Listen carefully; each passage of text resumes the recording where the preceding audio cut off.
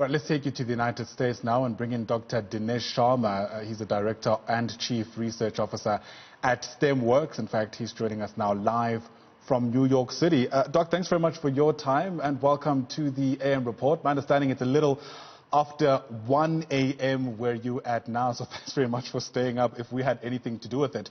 Interesting comments being made by Joe Biden. In fact, true to form, U.S. President Donald Trump tweeting just a few moments ago, "We are up big, but they are trying to steal the election." It should come as no surprise then that Twitter has already flagged this as a tweet that has contested content, so to speak. What do you make of the remarks that are being shared literally just moments ago? I spoke with your station earlier, but it's the first time in history we're seeing the American president really calling the American election into question, or the process into question, and democratic institutions that have been around for 240 years into question. So we've never seen anything like this in any previous elections. And, at this point, we're going to be waiting to see if the blue wall actually holds, which I believe, as Mr. Biden just said, will hold in Pennsylvania, Michigan, Wisconsin, the three states that, Hillary Clinton couldn't manage to pull off last time. She lost by roughly 77,000 votes. So this time, he has a steady lead. The red wall in the South did hold on the part of the Republicans in terms of Florida. It's not called yet, but it looks like it's leaning Republican. Georgia, as Mr. Biden mentioned, was potentially leaning the way of the Democrats, but it's not called yet. And then Texas, of course, was a big prize that the Democrats were hoping for, may not be able to snatch it this time. So that's kind of where we are. It'll take a few days to kind of figure out exactly what the Electoral College looks like, but I think you gave the numbers accurately, right, that Biden has more than 200 Electoral College votes, and Mr. Trump is around 170 or thereabouts, 174. Right. Let's hone in on New York, which is where you're at now. About 67% of the votes now being counted, according to the tallies that I'm using. Of course, no surprises there that Joe Biden is leading, considering, of course, that this is, traditionally speaking, a democratic state. Mm-hmm. Right. So, I think, Democrats have learned the lessons from 4 years ago. So they've, I think, done their homework and are well prepared to take on the challenge. But of course, there will be a legal battle potentially if the votes are contested by the Republican side, either at the ballot box or in terms of the suppression of the votes, et cetera. So we're waiting to see what will happen in the next couple of days. Obviously, we were hoping for an early result in Florida, but that didn't materialize quite exactly as people were hoping. Yeah.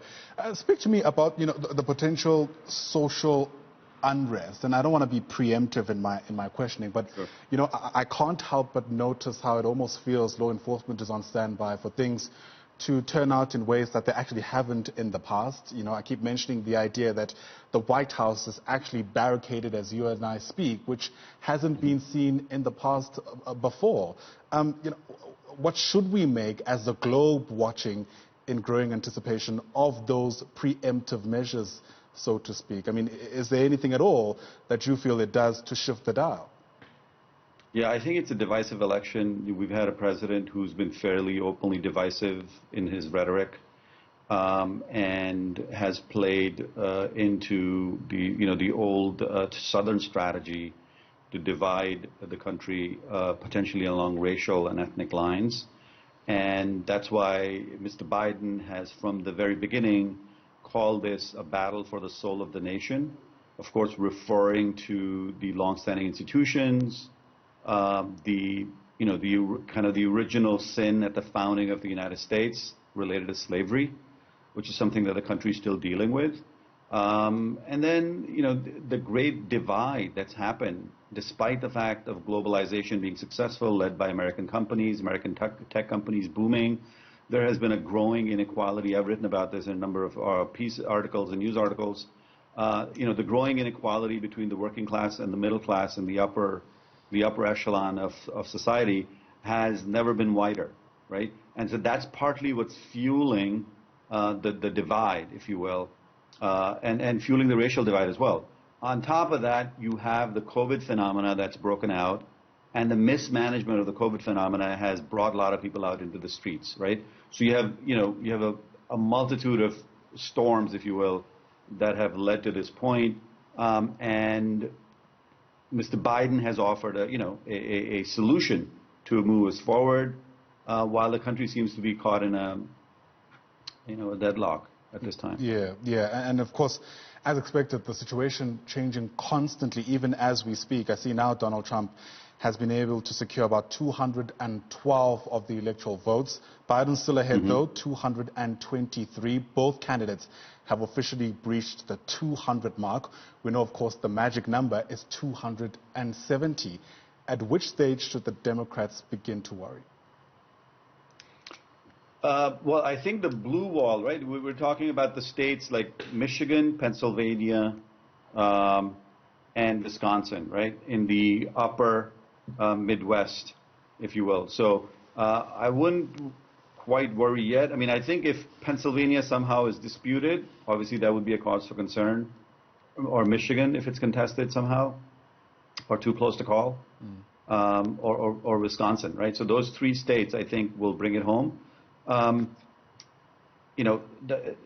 Biden is close to winning Arizona, which would be a breakthrough, which was a red state earlier, along with Nevada and California and Washington. He has a pretty strong blue wall on the West Coast as well. And potentially he could pick off, one of the other smaller states, whether Vermont, Rhode Island, and that too could potentially get him to, or Maine, that as well could get him to 270 before Mr. Trump gets there, and he could deny him the 270 votes that are needed at the Electoral College. So so Mr. Biden has multiple paths to get to 270, whereas for Mr. Trump, he would have to win everything that he won last time and hold on to Florida, Texas, and all the other southern states, which seems a bit difficult at this time for Mr. Trump to hold on to. So that is why the contestation, if you will, legally could pose a challenge. I guess we'll find that out in the next couple of days. Absolutely, and we're all watching that with mounting anticipation, groaning in anxiety. Thanks very much for giving us your take. Live to us there from New York City. That there was Dr. Dinesh Sharma, who joined us there. He's the Chief Research Officer and Director at Steamworks.